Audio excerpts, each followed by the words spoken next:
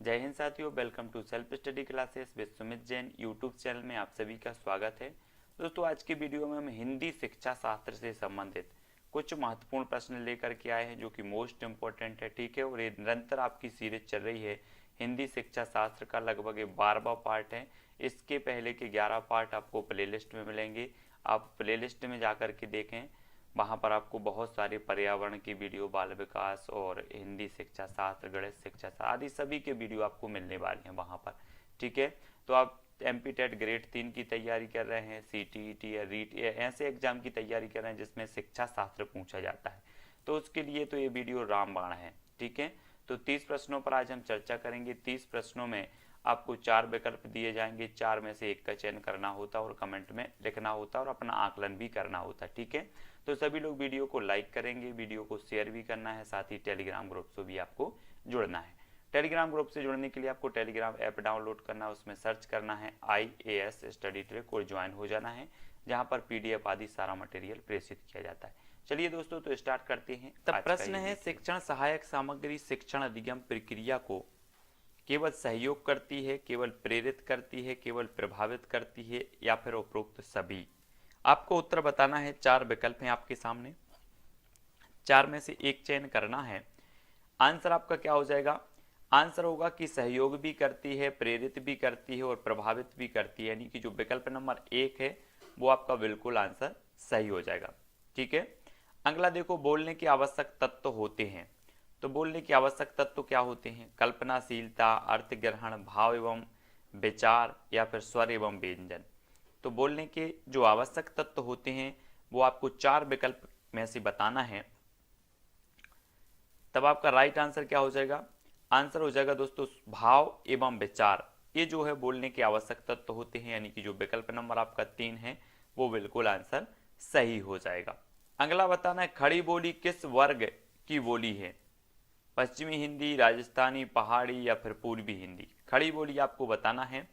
तो 4 विकल्प में से जल्दी से कमेंट में लिखो, खड़ी बोली किस वर्ग की बोली है? तो आपका बिल्कुल सही आंसर होगा पश्चिमी हिंदी, यानी कि जो 1 नंबर है वो बिल्कुल सही हो जाएगा। अगला क्वेश्चन है दोस्तों, भिन्न भिन्न भाषिक पृष्ठभूमियों से संबंध होने के कारण बच्चों के शब्दों एवं उच्चारण में संकीर्णता पाई जाती है, समानता होती है, स्पष्टता होती है या फिर विविधता पाई जाती है? तो 4 विकल्पों में से जल्दी से कमेंट में लिखो कि भिन्न भिन्न भाषिक पृष्ठभूमियों से संबंध होने के कारण बच्चों के शब्दों एवं उच्चारण में क्या होती है? संकीर्णता, समानता, स्पष्टता, विविधता। तो 11 का जो आपका राइट आंसर होगा वो क्या हो जाएगा? विविधता पाई जाती है। विविधता यानी कि जो विकल्प नंबर आपका 4 है वो बिल्कुल सही आंसर हो जाएगा। ठीक है, अगला क्वेश्चन है, मिश्रण के आधार पर भाषा के कौन से 2 रूप हैं? मिश्रण के आधार पर बताना है, श्लील एवं अश्लील भाषा, राष्ट्रीय राजभाषा, शुद्ध अशुद्ध भाषा या मिश्रित भाषा, अमिश्रित भाषा। तो मिश्रण के आधार पर भाषा के कौन से 2 रूप हैं? ये 4 विकल्प में से हमें चयन करना है। तो जल्दी से लिखें, मिश्रण के आधार पर आपको बताना है। कमेंट में जरूर बताएंगे सभी लोग। और आपका राइट आंसर हो जाएगा प्रश्न क्रमांक 14 का मिश्रित भाषा और अमिश्रित भाषा, यानी कि जो विकल्प नंबर आपका 4 है वो बिल्कुल सही होगा। मिश्रण के आधार पर भाषा के जो 2 रूप होते हैं वो होते हैं मिश्रित भाषा और अमिश्रित भाषा। अगला क्वेश्चन है दोस्तों, पाठ्य पुस्तकें सहायक होती हैं तो केवल पाठ्यक्रमों को व्यवस्थित क्रम से चलाने में, केवल शिक्षा के प्रति रुचि उत्पन्न करने में या फिर केवल स्व अध्ययन में? तो पाठ्य पुस्तकें जो सहायक होती हैं वो किस में सहायक होती है? प्रश्न क्रमांक 15 का उत्तर बताना है। तभी आपका राइट आंसर होगा उपरोक्त सभी में होती है। पाठ्यक्रम को व्यवस्थित क्रम में चलाने में भी, केवल शिक्षा के प्रति रुचि उत्पन्न करने में भी, स्व अध्ययन में भी होती है, यानी कि जो आपका 1 नंबर है वो बिल्कुल सही आंसर हो जाएगा। अगला क्वेश्चन है दोस्तों, ध्वनियों को प्रतीकों में लिपिबद्ध कर भाषा को स्थायित्व प्रदान करने को कहते हैं?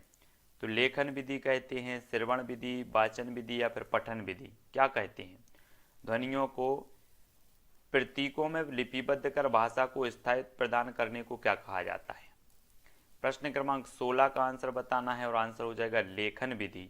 लेखन यानी कि जो विकल्प नंबर 1 है लेखन विधि वो बिल्कुल सही हो जाएगा। प्रश्न क्रमांक 16 का 1। अगला क्वेश्चन है बच्चों को भाषा सिखाने के संदर्भ में शिक्षक का उद्देश्य होता है तो क्या होता है? सीखने की प्रक्रिया को विस्तार देना, बच्चों के अभिभावकों को प्रसन्न करना, बच्चों को गृहकार्य देने के लिए, या फिर बच्चों से अपना काम निकलवाने के लिए। तो बच्चों को भाषा सिखाने के संदर्भ में शिक्षक का उद्देश्य होता है तो क्या उद्देश्य होता है? प्रश्न क्रमांक 18 का उत्तर बताना है और आपका जो राइट आंसर हो जाएगा सीखने की प्रक्रिया को विस्तार देना, यानी कि जो विकल्प नंबर 1 है बच्चों को भाषा सिखाने के संदर्भ में शिक्षक का उद्देश्य होता है तो वो होता है सीखने की प्रक्रिया को विस्तार देना। 1 नंबर आपका बिल्कुल राइट आंसर होगा। ठीक है, अगला क्वेश्चन देख लेते हैं। अगला क्वेश्चन है दोस्तों, लिपि का प्रयोग भाषा की किस अभिव्यक्ति में होता है? मौखिक, सांकेतिक, लिखित या फिर आंगिक? तो लिपि का जो प्रयोग होता है भाषा की किस अभिव्यक्ति में होता है? तब आपका बिल्कुल करेक्ट आंसर जो हो जाएगा वो क्या होगा? लिखित अभिव्यक्ति, यानी कि जो विकल्प नंबर 3 है वो आपका बिल्कुल सही आंसर हो जाएगा। अगला क्वेश्चन, भाषा शिक्षण के लिए कब और कैसे किस पद्धति का सहारा लेना चाहिए इसकी जानकारी होती है तो किसको होती? शिक्षक को, विद्यालय को, छात्रों को या माता पिता को? भाषा शिक्षण के लिए कब और किस पद्धति का सहारा लेना चाहिए इसकी जानकारी होती है तो किसमें होती है? प्रश्न क्रमांक 24 का आंसर बताना है और राइट आंसर जो हो जाएगा वो हो जाएगा शिक्षक को। शिक्षक को, यानी कि जो विकल्प नंबर 1 है वो बिल्कुल सही हो जाएगा, 1 नंबर। ठीक है, अगला क्वेश्चन देखो, अभिव्यक्ति कौशल में शामिल है केवल बोलना, केवल लिखना, केवल सुनना, बोलना और लिखना दोनों? तो अभिव्यक्ति कौशल में कौन कौन शामिल है? सभी लोगों को पता है तो उत्तर जरूर बताएं और आपका बिल्कुल सही हो जाएगा उत्तर क्या? बोलना और लिखना दोनों, यानी कि जो 4 नंबर हैं वो बिल्कुल सही हो जाएगा। अभिव्यक्ति कौशल में शामिल है बोलना और लिखना दोनों, 4 नंबर बिल्कुल करेक्ट आंसर होगा। अगला क्वेश्चन है, निम्न में से पाठ सहगामी क्रियाएं हैं उपरोक्त सभी केवल वाद विवाद, केवल रेड क्रॉस या केवल अंत्याक्षरी? तो पाठ सहगामी जो क्रियाएं हैं वो कौन सी हैं? प्रश्न क्रमांक 30 का आंसर बताना है और 30 का आंसर क्या हो जाएगा? उपरोक्त सभी। वाद विवाद भी है, रेड क्रॉस, अंत्याक्षरी सभी हैं पाठ सहगामी क्रियाएं और ये नंबर आपका बिल्कुल सही आंसर होगा। अगला क्वेश्चन है, रचना के भेद के आधार पर वाक्य का कौन सा भेद जो है नहीं है? मिश्र वाक्य, प्रश्नवाचक, सरल वाक्य या संयुक्त वाक्य? तो रचना के भेद के आधार पर वाक्य का कौन सा भेद नहीं है? तब आपका उत्तर क्या होगा? प्रश्नवाचक वाक्य, है ना। 3 प्रकार के होते हैं, मिश्र, सरल और संयुक्त, ये रचना के आधार पर होते हैं। अगला क्वेश्चन है दोस्तों, निम्न में बच्चों की भाषा संबंधी त्रुटियां नहीं हैं पाठ वस्तु को ग्रहण करने में, शब्दोच्चारण संबंधी, वर्तनी संबंधी या वाक्य संरचना संबंधी? तो बच्चों की भाषा संबंधी त्रुटियां नहीं है हमें बतानी है, तब आपका राइट जो आंसर होगा पाठ वस्तु को ग्रहण करने में, यानी कि जो विकल्प नंबर 1 है ये जो है भाषा संबंधी त्रुटियां नहीं है, 1 नंबर आपका बिल्कुल सही आंसर हो जाएगा। अगला क्वेश्चन देख लेते हैं, किसी को बोलते सुनना तथा उसे सुनकर समझ लेने की क्रिया है तो क्या है? लेखन है, श्रवण है, पठन है या फिर भाषण है? किसी को बोलते सुनना तथा उसे सुनकर समझ लेने की जो क्रिया है वो क्या कहलाती है? तब आपका बिल्कुल सही आंसर होगा श्रवण। श्रवण यानी कि जो विकल्प नंबर आपका 2 है वो सही हो जाएगा। ठीक है, अगला क्वेश्चन देख लेते। अगला क्वेश्चन है, बच्चे भाषा सीखने की क्षमता के साथ पैदा होते हैं, यह कथन निम्न में से किसका है? पावलोव का, पियाजे, चॉम्स्की या फिर वाइगोत्स्की? बच्चे भाषा सीखने की क्षमता के साथ पैदा होते हैं, ये जो कथन है वो चॉम्स्की साहब, यानी कि जो विकल्प नंबर 3 है वो यहाँ पर बिल्कुल सही हो जाएगा। ठीक है, देख लेते हैं अगला क्वेश्चन। सुनने की गतिविधि यदि रोचक और उपयोगी होगी तो मेधावी बच्चे होंगे, बच्चे अपना गृहकार्य आसानी से करेंगे, बच्चे अधिक ध्यान केंद्रित होकर सुनेंगे या फिर बच्चे कक्षा में अनुशासित रहेंगे? तब आपको बताना, सुनने की गतिविधि यदि रोचक और उपयोगी होगी तो क्या होगा? बच्चे अधिक ध्यान केंद्रित होकर सुनेंगे, यानी कि जो विकल्प नंबर आपका 3 है वो यहाँ पर बिल्कुल सही हो जाएगा, 3 नंबर का। ठीक है, अगला क्वेश्चन देख लेते हैं। अगला क्वेश्चन है, सीखी हुई बात को जितना अधिक दोहराया जाएगा वह उतना ही अधिक देर तक याद भी रहेगी। यह सिद्धांत है चयन का सिद्धांत, शिक्षण सूत्रों का सिद्धांत, आवृत्ति का सिद्धांत या साहचर्य का सिद्धांत? तो आपका बिल्कुल राइट आंसर हो जाएगा क्या, विकल्प नंबर 3, आवृत्ति का सिद्धांत। 3 नंबर आपका बिल्कुल सही है। ठीक है, ये चीज आपको याद रखनी है। अगला क्वेश्चन है, राष्ट्रीय जीवन में हिंदी आपसी संपर्क की महत्वपूर्ण कड़ी बनने पर ही खालिस्तान कहला सकती है, क्या कहला सकती है? तो आपका राइट आंसर क्या हो जाएगा, आंसर होगा राष्ट्रभाषा, यानी कि जो विकल्प नंबर 2 है वो आपका बिल्कुल यहाँ पर सही हो जाएगा। अगला क्वेश्चन है दोस्तों, शिक्षण को प्रभावशाली कैसे बनाया जा सकता है? शिक्षण सूत्रों के आधार पर, शिक्षण को व्यवसाय से जोड़कर, शिक्षण को अत्यधिक सरकारी अनुदान देकर, या इनमें से कोई नहीं। तो शिक्षण को प्रभावशाली बनाना है, तब आपका राइट आंसर क्या हो जाएगा, प्रश्न क्रमांक 2 का उत्तर होगा शिक्षण सूत्रों के आधार पर। शिक्षण सूत्रों के आधार पर यानी कि जो विकल्प नंबर 1 है वो आपका बिल्कुल आंसर सही हो जाएगा। अगला क्वेश्चन है, शिक्षण सहायक सामग्री का गुण है तो क्या है? परिशुद्धता, रोचकता या प्रासंगिकता या उक्त सभी। तो शिक्षण सहायक सामग्री का जो गुण होता है वो क्या होता है? तो आपको कमेंट में लिखना है, 1 2 3 4 इस प्रकार से कमेंट में अगर आपसे बनता है तो कमेंट में जरूर लिखें। उत्तर होगा कि परिशुद्धता भी है, रोचकता भी, प्रासंगिकता यानी कि जो प्रयुक्त सभी है। 1 नंबर आपका बिल्कुल सही आंसर होगा। अगला क्वेश्चन है, रूपरेखा अनुकरण विधि है लेखन कौशल, श्रवण कौशल, वाचन कौशल या पढ़ने का कौशल। तो रूपरेखा अनुकरण विधि है तो क्या है? 4 विकल्प में से चयन करना है और आपका जो राइट आंसर हो जाएगा वो क्या हो जाएगा, वो होगा लेखन कौशल। रूपरेखा अनुकरण विधि क्या है? लेखन कौशल। 1 नंबर आपका बिल्कुल सही हो जाएगा यहाँ पर। ठीक है, अगला क्वेश्चन देखते हैं, श्याम और राधा एक दूसरे से बात कर रहे हैं, यह रूप है किसका है? सांकेतिक अभिव्यक्ति, मौखिक अभिव्यक्ति, लिखित अभिव्यक्ति या उपरोक्त सभी। तो श्याम और राधा एक दूसरे से बातचीत कर रहे हैं, क्या है? तो बातचीत कर रहे हैं तो ये क्या कहलाएगा, मौखिक अभिव्यक्ति, केवल मौखिक अभिव्यक्ति, यानी कि जो विकल्प नंबर आपका 3 है वो बिल्कुल सही हो जाएगा यहाँ पर। ठीक है, अगला क्वेश्चन देखो, श्याम पट को साफ करने की सही प्रक्रिया क्या है? ऊपर से नीचे की ओर, नीचे से ऊपर की ओर, बाएं से दाएं की ओर या फिर दाएं से बाएं की ओर। 4 विकल्प हैं, सभी लोग आंसर बताएंगे। श्याम पट को साफ करने की सही प्रक्रिया क्या होती है?